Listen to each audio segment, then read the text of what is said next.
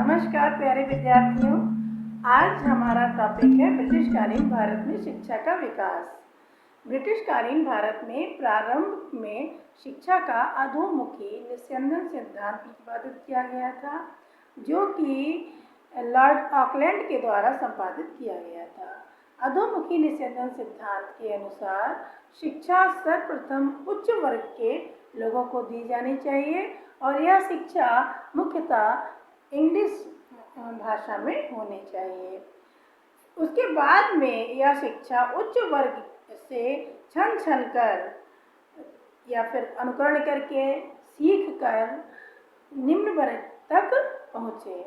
क्योंकि यह शिक्षा उच्च वर्ग से निम्न वर्ग तक आ रही है, इसीलिए इसे अधोमुखी निस्यंदन सिद्धांत कहा गया है। इसमें प्राथमिकता उच्च वर्ग को दी गई और फिर वही शिक्षा उच्च शिक्षित जो व्यक्ति हैं उनसे शिक्षा को निम्न जो व्यक्ति हैं, निम्न वर्ग के जो व्यक्ति हैं वो ग्रहण करेंगे। यानी प्राथमिकता जो थी वो उच्च वर्ग के धनी वर्ग के लोगों को शिक्षित करने के लिए दी गई थी। इसके अतिरिक्त अन्य विभिन्न ब्रिटिशकालीन नीतियाँ थीं, जैसे कि 1854 ईस्वी में चार्ल्स वुड का डिस्पैच और 1882-83 ईस्वी में हंटर कमीशन।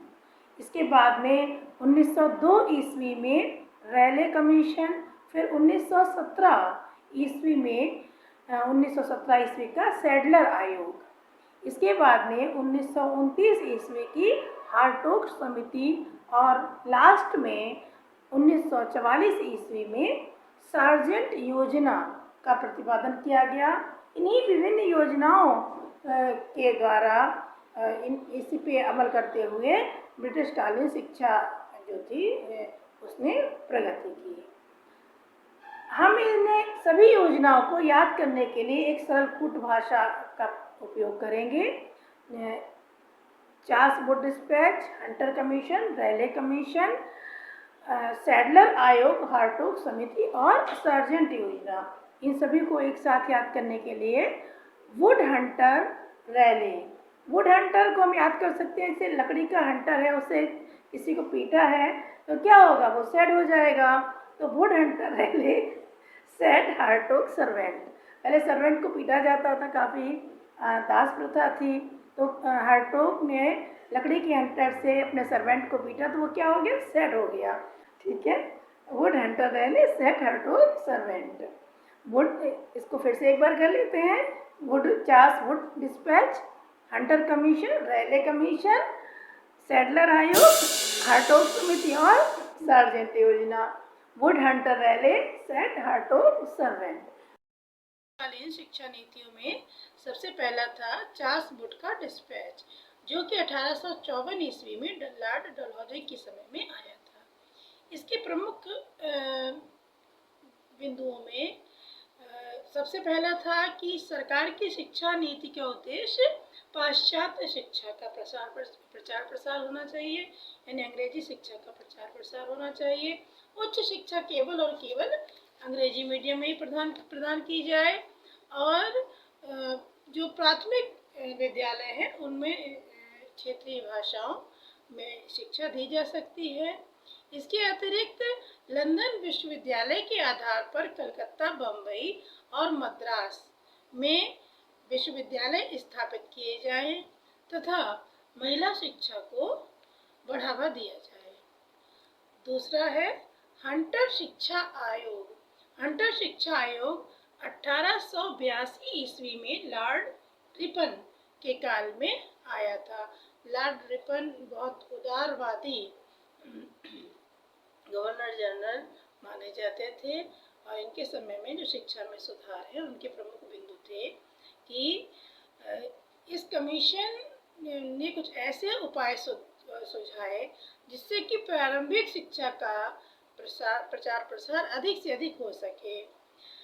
इस कमीशन ने विभिन्न प्रांतों का दौरा किया और उन्होंने प्रारंभिक शिक्षा के लिए बहुत सारी सुविधाएं देने का आश्वासन और अपना जो सिफारिश है उसको प्रस्तुत किया।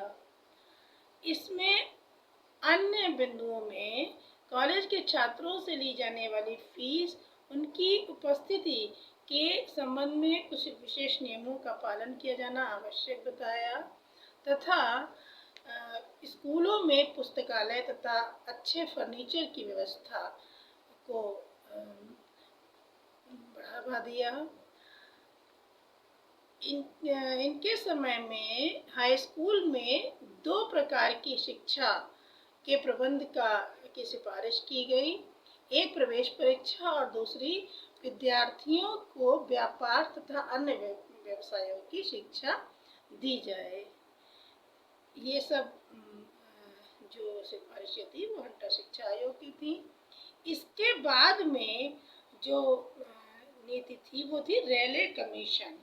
रेले कमीशन जो था वो 1902 ईस्वी में लॉर्ड कर्जन के समय में पारित हुआ था। लॉर्ड कर्जन 1902 ईस्वी में यूनिवर्सिटी कमीशन नियुक्त किया। इन्होंने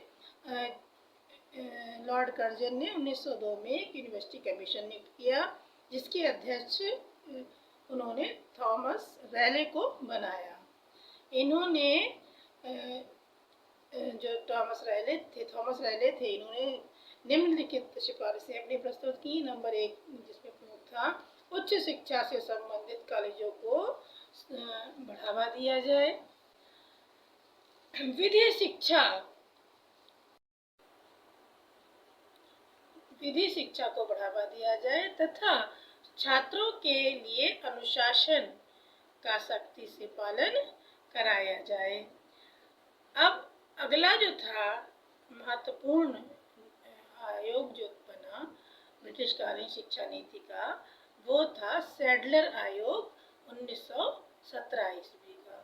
इस आयोग की प्रमुख सिफारिशों में स्कूली शिक्षा को 12 वर्ष करने की सिफारिश की गई और विद्यार्थियों को हाई स्कूल के पश्चात नहीं अपितु उत्तर माध्यमिक परीक्षा के पश्चात विश्वविद्यालय में प्रवेश मिलना चाहिए।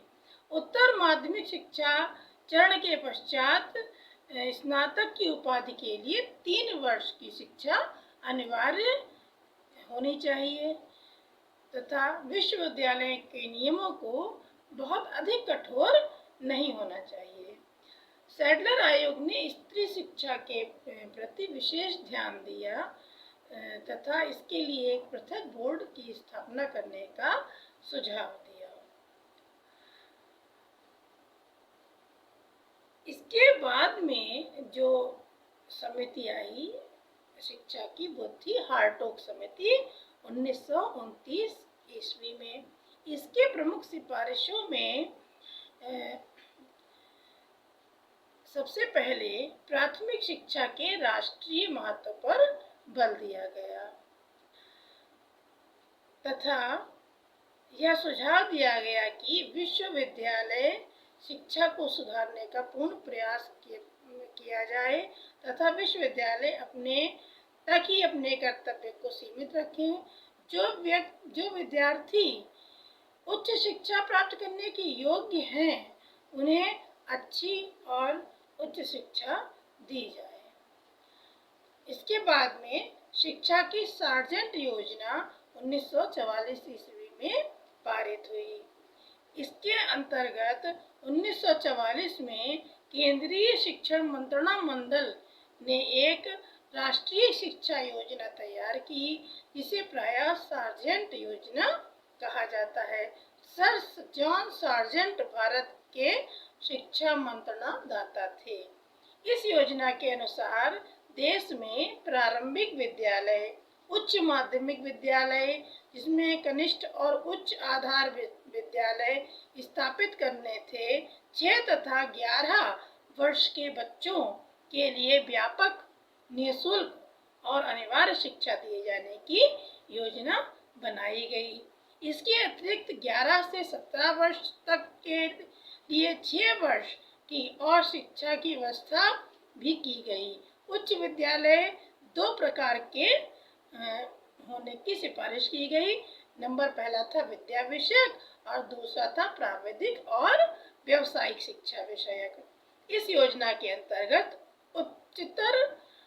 उत्तर माध्यमिक श्रेणी समाप्त कर देनी थी। इस योजना में 40 वर्षों में देश की शिक्षा के पुनर्निर्माण का कार्य होना था। यह सब जो योजनाएं थी वो ब्रिटिश कालीन भारत की थी। इसमें एक और योजना बीच में जो है वो बड़ी इम्पोर्टेंट है, महत्वपूर्ण है, जो कि थी महात्मा गांधी की वर्धा योजना। महात्मा गांधी ने भी अपनी योजना में प्राथमिक शिक्षा को अनिवार्य करने, रोजगार परक शिक्षा देने तथा प्राथमिक विद्यालयों में निःशुल्क शिक्षा देने की सिफारिश की थी। तो अब ये सब जितनी महत्वपूर्ण योजनाएं और उनके महत्वपूर्ण बिंदुओं का हमने इसमें वर्णन किया है। इसके बाद में स्वतंत्रता के बाद जो शिक्षा नीतियां थी, जैसे कि राधा कृष्णन आयोग, विश्वविद्यालय अनुदान आयोग, इन सब का वर्णन हम अगले वीडियो में करेंगे। धन्यवाद।